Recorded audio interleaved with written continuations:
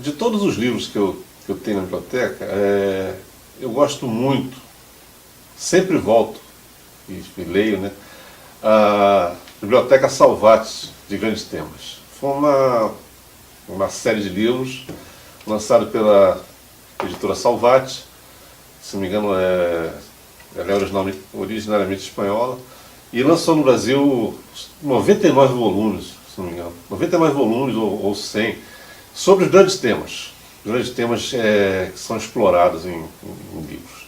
Eu adoro essa biblioteca. Muita coisa está ultrapassada, mas é muito boa para entronizar você na discussão dos grandes temas que são todos atuais. E um dos livros da Salvati, que eu mais gosto de voltar a ele, é esse aqui, Os Museus do Mundo. Um livro que conta a história do museu, de uma maneira sucinta, e também explica como se deve compreender essa ideia de museu e preservar. O quanto que isso é importante para a humanidade, para a história, para a cultura, para qualquer tipo de conhecimento humano. Você gosta de museu? Eu ia chegar.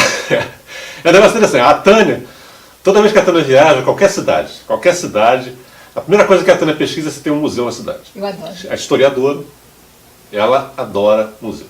Às vezes a Tânia vai sozinha ao museu.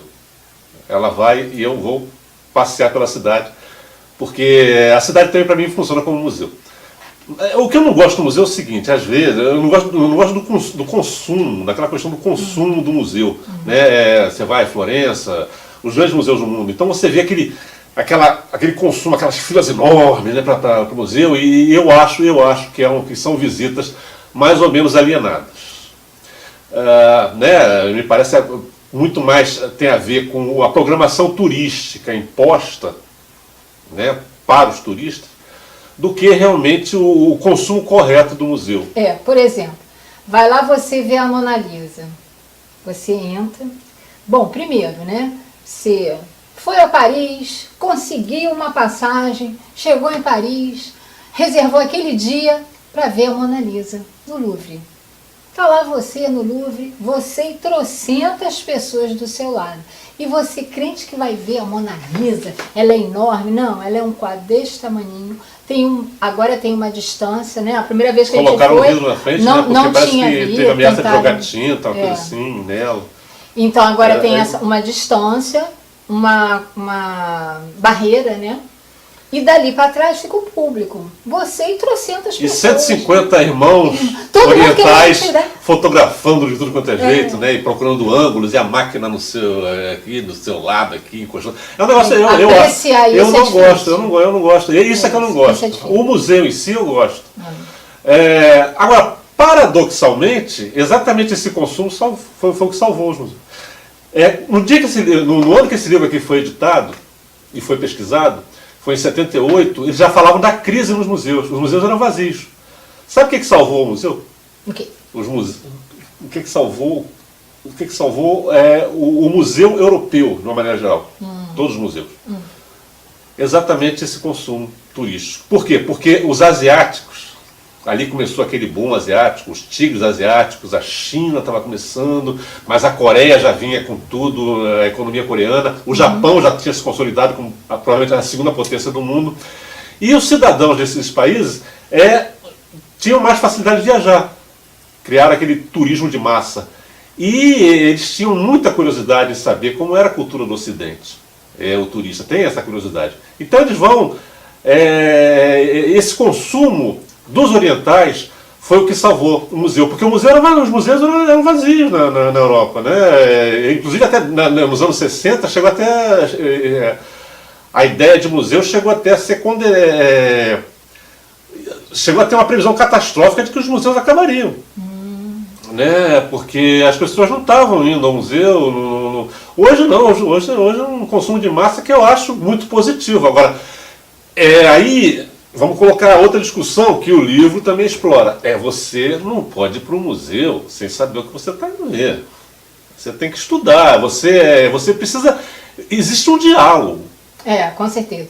Gente, olha só, você vai no museu, né? Você pegou aquele dia da sua viagem, reservou o dia da sua viagem para fazer a visita ao museu. Olha, quando você vai num museu desses, da Europa, Estados Unidos, são museus que têm um acervo enorme, imenso, e você quer, né, nós turistas, né, o que a gente quer? A gente quer ver o maior número de obras possíveis, né? Só que isso não funciona. Tá lá você naqueles corredores imensos, olhando, olha a pintura cá, olha a pintura não sei o que, olha a escultura, e vai, corredor daqui, corredor dali, vai daqui a pouco, acho que na 20ª você não sabe nem mais o que você está vendo. Aquilo ali parou de fazer sentido para você. Então, a primeira coisa que você deve fazer, você deve se preparar para ir no museu. E saber o que você quer naquele museu, né? O Louvre uma semana você não visita o Louvre todo. Não dá, não tem como. Você estuda uma parte, né? Eu confesso, mais uma minha culpa, eu não me preparo para ir ao museu. Eu tenho que me preparar, você tem que ficar um dia estudando exatamente o que você quer naquele museu.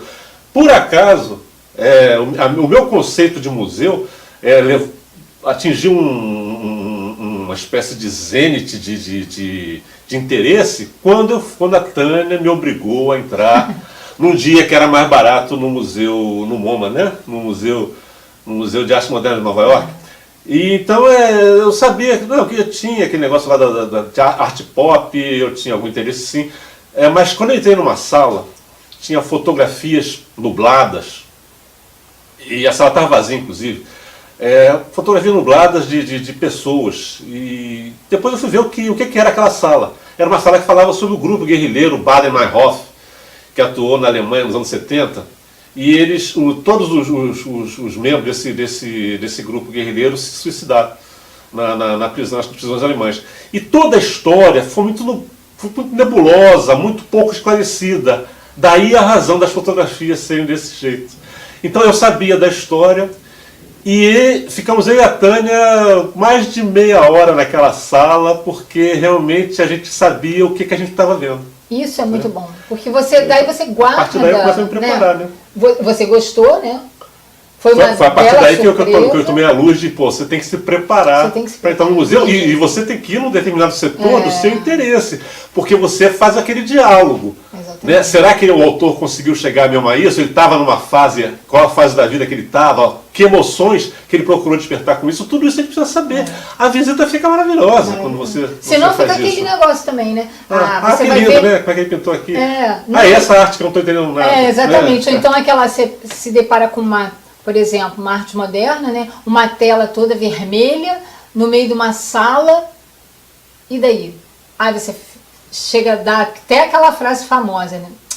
Nossa, eu vim aqui para ver isso? Eu acho que eu faço até melhor. Né? A gente acaba dando uma de ignorante. Que acaba aquele negócio da deselegância, né? A deselegância uma cultura de deselegância. Enfim. Até uma curiosidade que eu queria colocar aqui, o canal TripAdvisor, né, de internet, elegeu 2 museus brasileiros como dos melhores do mundo. Dos 25 melhores do mundo, 2 são brasileiros. Melhores, não os maiores, não os mais visitados. Isso aí o Brasil está muito atrás. Mas são 2 museus que são considerados espetaculares no Brasil. Você vai se surpreender se você não conhece a história. O melhor museu do Brasil e o 17º melhor do mundo é o Instituto Ricardo Brenan, em Recife.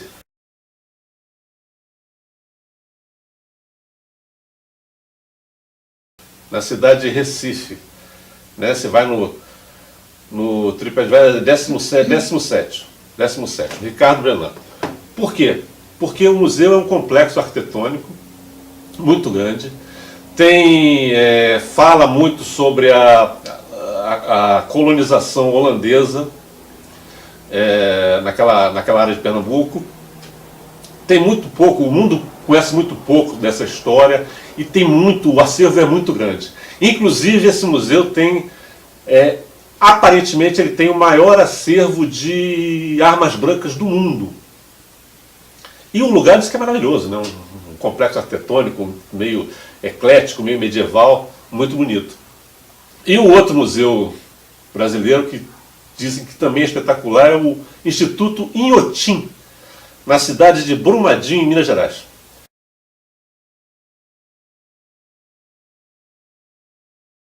Todo mundo está esperando, Museu de Arte de São Paulo, museu... Não é. Está em Brumadinho, em Recife. Estão em Brumadinho, em Recife, os melhores museus brasileiros. O Inhotim é o museu que tem o maior acervo de arte moderna do Brasil e o maior acervo de arte ao ar livre de toda a América Latina. Também isso é um complexo lindo. A ideia que o TripAdvisor colocou são várias características que fazem o museu ser muito bom. E uma das coisas que faz muito bom é o museu você conseguir ficar fascinado pelo lugar, se sentir bem no lugar, o lugar tem uma boa infraestrutura. Então tá aí a dica de livro, né? Museus do Mundo, da Biblioteca Salvati, facilmente achado em qualquer sebo do Rio de Janeiro. E tá a dica de 2 museus para vocês visitarem o nosso país. Então aí pra gente... Sem esquecer do... do Rio? Você tem visitado o museu no Rio? Tá? Não, infelizmente não. Eu estou em falta. A gente precisa ir no Museu Ferroviário, né? Museu do Trem, Museu do Primeiro Reinado. Sabia que tem esse museu todo no Rio? O Museu da Imagem do Som que não fica pronto nunca, isso eu estou esperando também. E, sim, tem sempre... Hoje também esse conceito de museu é você itinerante, né? As amostras que vêm ao Brasil... Centro Cultural Banco do Brasil, por exemplo, quando vem aquelas amostras, renascentista. Isso lota, né? Isso é muito Quando legal. vier, gente, se prepare, né? Entra na internet, veja o que eles vão expor lá, a história de cada um daqueles quadros. A visita vai ficar muito, muito divertida. Né? Então... Essa é a dica da semana. É a dica da semana. E... Curta o vídeo, compartilhe, deixe seus comentários. Quais os museus que você já foi? Conta pra mim, tá bom? Grande abraço. Tchau, um beijo. Até semana que vem. Até semana que vem.